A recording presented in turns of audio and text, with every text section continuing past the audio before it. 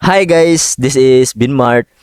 Sa ngayon guys, ipapaliwanag natin kung ano nga ba talaga itong altered content guys na bagong features sa YouTube natin na makikita natin sa ating mga settings o YouTube Studio guys.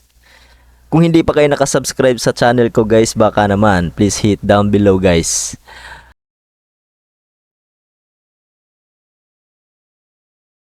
Una, do any of the following describe your content. Ano nga ba talaga itong altered content guys? Kung alin yung kung naguluhan kayo guys, kung alin yung pipiliin nyo, yes or no ba dito sa dalawa? Makes a real person appear to say or do something they didn't say or do. Ano ba ibig sabihin yan mga idol? Ang ibig sabihin dyan, may ipapakita akong picture at saka footage video para mas maliwanagan kayo guys kung ano ba ang ibig sabihin ng mga yan. Ito guys ang ipapakita ko guys. Una ito. Ito guys, makikita nyo naman dyan kung alin yung kaibahan. Kung alin dyan yung AI guys at saka yung totoo. Makikita naman dyan yung totoo guys. Halatang halata naman dito sa ito guys sa kaliwa. At saka yun sa yung hindi totoo itong sa kanan. Yun yung AI guys. At para mas maliwanagan kayo guys, may ipapakita akong video para sa inyo guys. Ito yun guys. Para mas maliwanagan kayo. Ready to have your mind blown?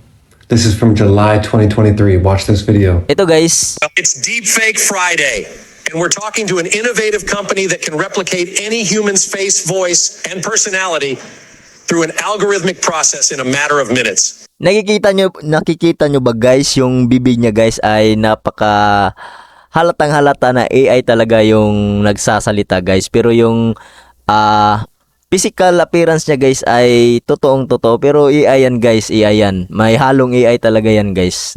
Don't believe me? Well, I'm not real. I'm a Brian Sullivan digital double, created by a startup called Brask, using images and video of the real. Ang gumawa pala nito guys, AI company guys, AI company. Tinitest lang nila guys na makagaya ba, pero gayang-gaya guys. Nakikita naman guys yung mga yung biglang tingin lang, pero yung mga hindi nakakaalam guys, halatang halata naman yan. What's called a mask. I'm being replicated by a stand-in actor to read this monologue, and then my appearance and voice is changed using artificial intelligence. So now that I've got your attention, let's send it back to the real Brian Sullivan as we dive deeper into this revolutionary technology. I have not seen that before that. They told me I could not look at it, just kind of wear the same thing. That was amazing. Grabe guys. Kopyang-kopya talaga guys. Yan yung ibig sabihin guys ng policy sa YouTube guys. Na kung ganito yung videos mo guys, kung ganito yung videos mo, ilagay mo yung settings mo sa yes guys. Para ma-determine ng YouTube kung anong klase yung video mong ina-upload, yung ginagawa mong video guys. Pag ganito yung videos mo, ilagay mo sa yes guys para malagyan nila ng sign sa itaas ng video mo na altered content synthetic guys. Pag ganito yung mga videos mo. Guys, itong alters footage of a real events or place. May sample din akong ipapakita sa inyo guys kung ano ba ang ibig sabihin dyan guys. Kasi karamihan ngayon guys, marami nang gumagawa nito sa ating internet ngayon guys na video. Papakita ko sa inyo guys yung sa pangalawang sample natin guys. Ito yun guys.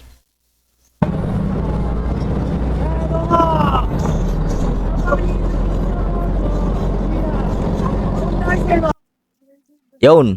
Guys, parang clip lang ito guys, pero makikita naman natin guys na AI talaga ito guys. Yung sa lugar, lahat-lahat guys, makikita naman yan, halatang halata naman yan. Kung ganito yung videos mo guys, iset mo sa yes guys para ma-determine ng YouTube guys. Yan lang, napaka-simple lang na explanation na sa bagong YouTube settings natin guys sa bagong labas na policies.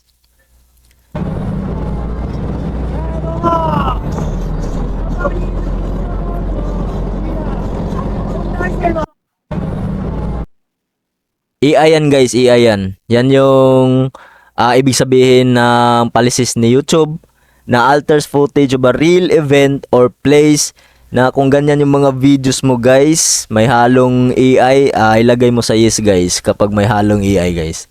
Generates a realistic looking scene that didn't actually occur. Ito guys, katulad lang din ito sa una guys na videos na gumagawa yung AI company ng mga ginagaya nila guys. May nakikita nyo na ba yun si Donald Trump na ginagawa nilang AI guys na nagsasalita, pero hindi naman si Donald Trump yun na mismong nagsalita guys. Ipakita ko sa inyo guys.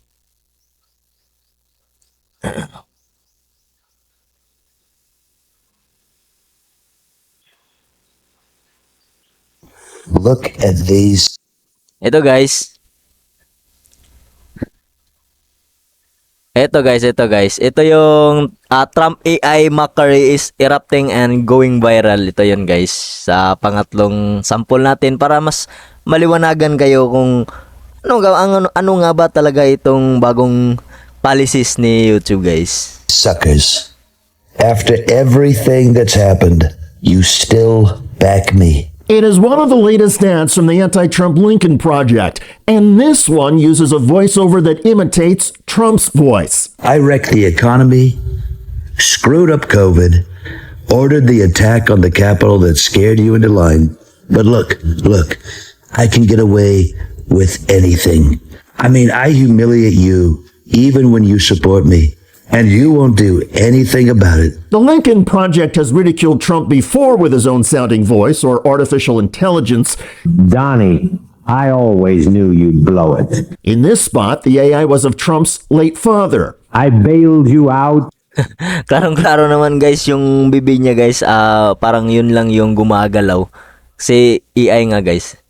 So many times. Your deals were Pero hindi pa yan si Trump guys. Ipapakita natin. all garbage. You couldn't even make money off a casino, you up. I'm ashamed you have my name. But it's no I'm selling Forward ko guys ito yun si Donald Trump guys. everything I own cheap. This is your opportunity to purchase commercial real estate at the bottom of the market. No one Ito guys, AI to guys na nagsasalita. Parang totoo guys na si Donald Trump talaga. is leasing office space, so make your best offer. I will have to take it. I'm broke as fuck. You can take your pick of tacky and dated properties like Trump Tower. Ayun lang guys, di lang natin pahabain pa. Naintindihan nyo naman kung anong ibig sabihin ibig sabihin ko guys na pinapakita ko dito guys. Sa generates a realistic looking scene that didn't actually occur. Yun yung guys, ibig sabihin no na kapag yun yung mga videos ninyo guys na ina-upload nyo, ilagay nyo na lang dito sa yes guys para ma-determine ng YouTube kung ano nga ba yung videos mo, kung ano ibig sabihin ng videos mo, para hindi na maguluhan yung mga tao na nanonood sa videos mo kung totoo nga ba o hindi, para malagyan ni YouTube yung videos mo na hindi yan totoo. Kaya ilagay mo sa yes guys kung AI yung videos mo, or kahit may halong AI guys, ilagay mo sa yes guys. Yan lang guys, yan yung ibig sabihin ng altered content kung kayo ay naguluhan sa altered content na bagong features ng YouTube. At yan lang, maraming salamat. Kung hindi pa kayo nakasubscribe sa channel ko, please hit the subscribe button and like. Paki-share naman guys. Maraming salamat. God bless.